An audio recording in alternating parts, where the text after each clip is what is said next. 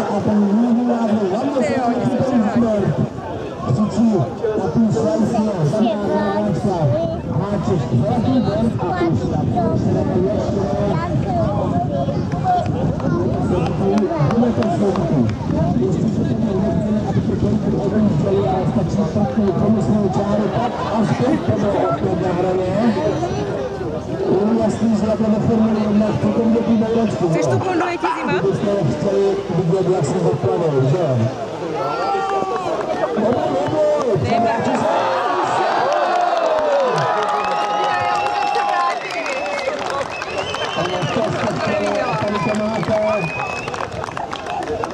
Díky divejoucí koukou, jsou ve vodě. Tak pojď. Tam to jde, zpátky je to horší. Chceš jí zapnout nebo ne? Chceš jí zapnout? Přidáme si doborčí zvládnout sami, nebo si tady máme nějakou záchrannou službu. Máme nějaký doprovodníky, kteří by jim pomohli převrátit vlak zpátky. Se jim to celý rozsypalo. Ale šíro zachránit. Ještě máme kousek, a taky se nám byla. Ne, ale ano, vidíte, tím kanálem vyráží na pomoc jako první. Vyráží stále apeluje lepší. Ale tady první malou katastrofu v průběhu soutěže. Reklámku z Bezdekova. Malé technické problémy. Ale jakým parálem, tak tím večernickým přijíždí na pomoc. Mě zajímá, jestli jim pomůžou i do rekle, nebo jestli tam nechají se zpátky do kočeta. No, je to s vaším potleskem. Pojďme jim na tleská, podržíme na hladině. Můžu říkat, že ráda z účastníky klasickou kubertovské heslo. Ještě kousek, oni to určitě dokážou, ano? To je už to přežiště. A už tam máme všechny týmy, vidíte krásnou seriálečitost. Ano, ale to zpátky na kolech. Já teď ještě jak tam vylezou, když nedosáhnou. To bude štěstí. Rekreaci Bezdekov.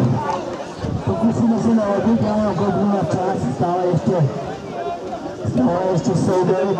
18, 19, 20, právě teď prohráli souboj Stýdenková. Zamal druhý prvej i večerníčka. Pravda je, že dneska asi nepůjde o to, kdo bude první a poslední. A oni budeme hodnotit hlavně první část. Protože je sobota těsně před obědem. Jsme tady v hojném počtu, já bych si proufl pohlednout do nějakých 200-250 lidí. Je krásná účast. Kluci z Bezdekova složenou svoje pádla. Nevím, jestli se jim podaří se nalodit. Možná to budou muset doplavat. Budeme hodnotit, budeme ještě dále chvíličku. My budeme hodnotit dále, ale...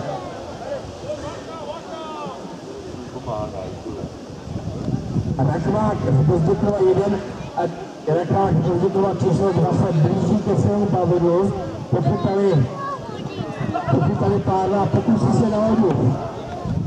Já oni to poplavou. Oni doplavou za bojku a zpět. Ještě stále jim měříme čas. Borci ještě stále plavou.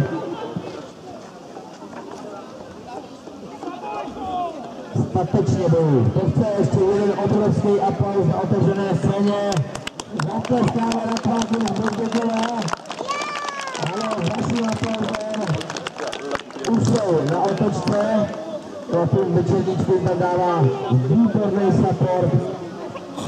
Oni je možná vezmou do háku a přivezou nám je zpátky do cíle.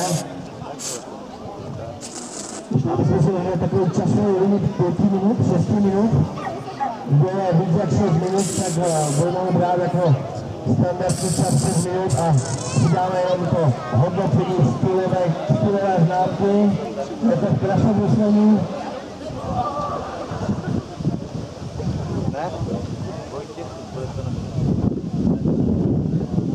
jako Titanic. Tahle rakev byla dneska jako Titanic. Objela plouvou čtvrtinu své cesty a šla dnem vzhůru. Ale kluci statečně bojují. Tomu ten silný protivítr, vidím, že i Večerníci začíná mít technické problémy.